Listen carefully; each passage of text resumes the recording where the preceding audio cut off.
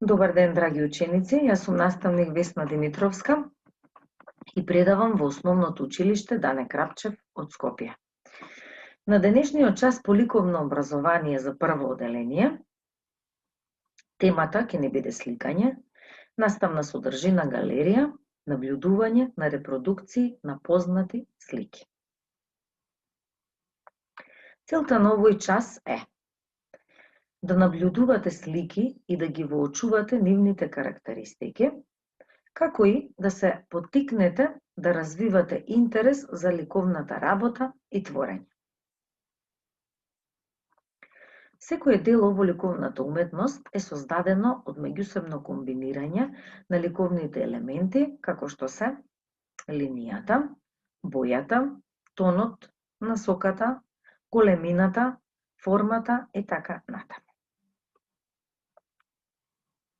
Гледајќи го ликовното дело, во него можеме да препознаеме некоја позната содржина, представена како портрет, автопортрет, фигура, животни, интериер, пейсаж, мртва природа и така натаму. Што е портрет? Ако на ликовното дело е представен човечки лик, велиме дека тоа е портрет.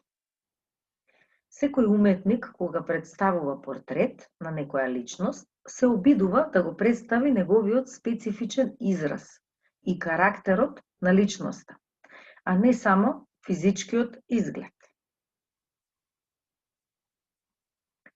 Најпознат портрет во светот е портретот на Мона Лиза.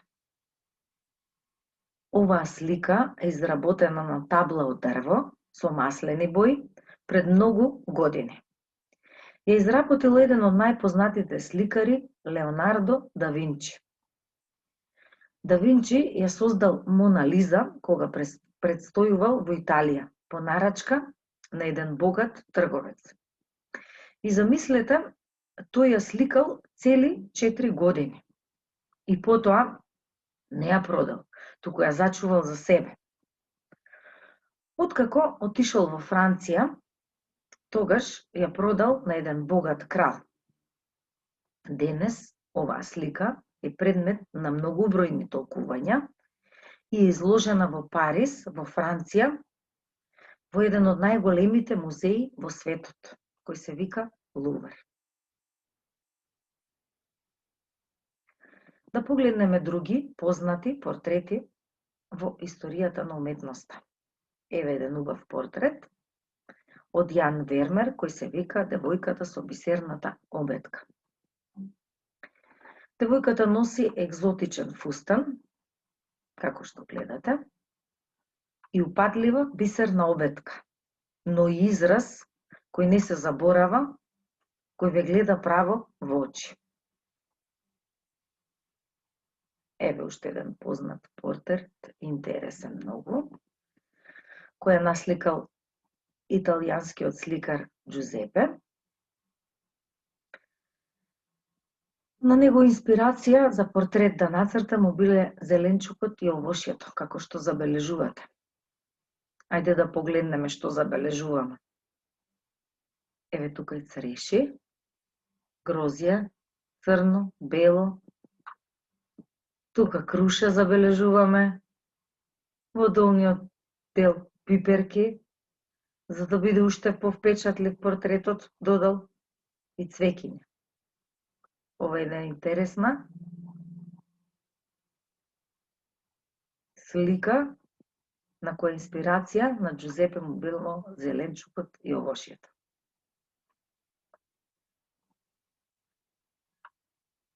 Што е автопортрет? Ликовните уметници многу често го представуваат својот лик преку цртеж, слика, графика или скулптура. Таквото дело велиме дека е автопортрет.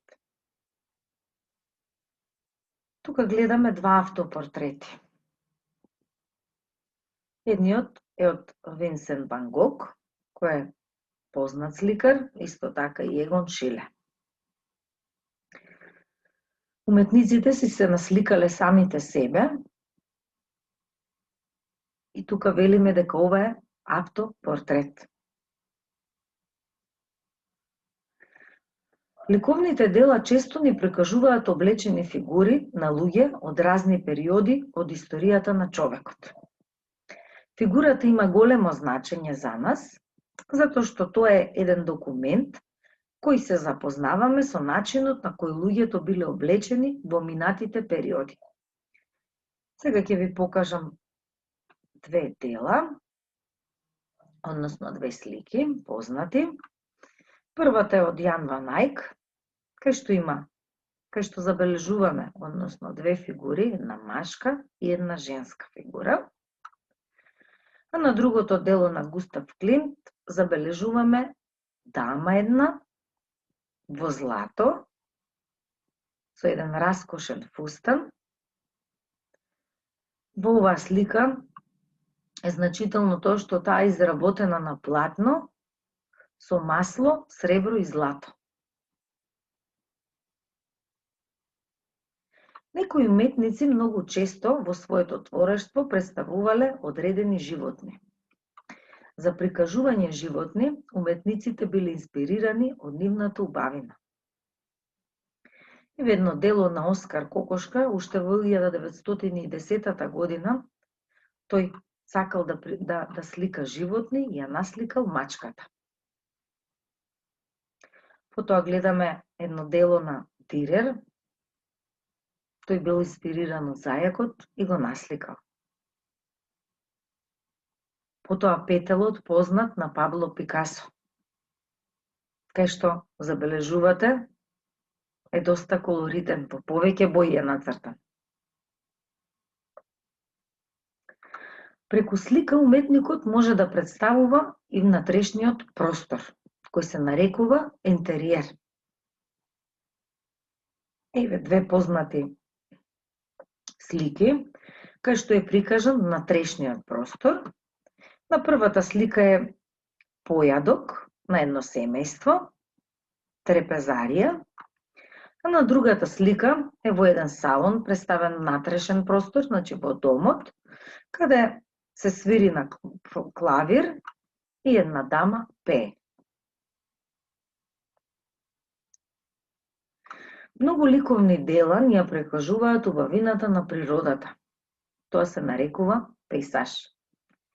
Преку пејсажот ни се представени убавините на планините, шумите, езерата, реките, полињата, селата, градовите и улиците. Сега ќе ви покажам две дела доста познати. Во првата која насликал Моне, инспирација му била Изгреј сонцето, каде на еден интересен начин ја насликал, а втората е на Ван Гог, Звездена ноќ. Забележувате овој пејсаж, како е насликан на еден интересен начин, еве месечината, небото како е прикажано, градот, планините, и се доста познати овие две слики.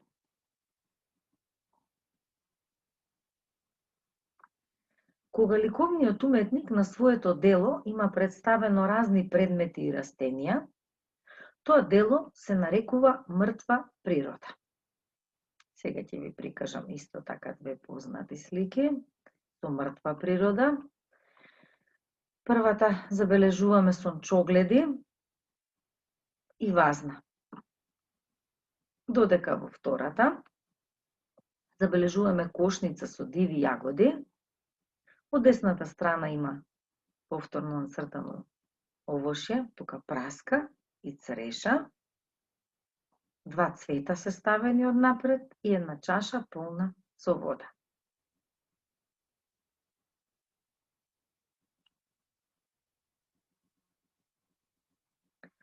Се надевам дека овој час на кој имавте задача да наблюдувате познати слики, го привлече вашето внимание и ви беше интересен. Доколку ви се допадна часот, би ви препорачала да посетите некоја изложба или пак некоја галерија, каде што ќе можете да наблюдувате некои други познати слики од разни автори.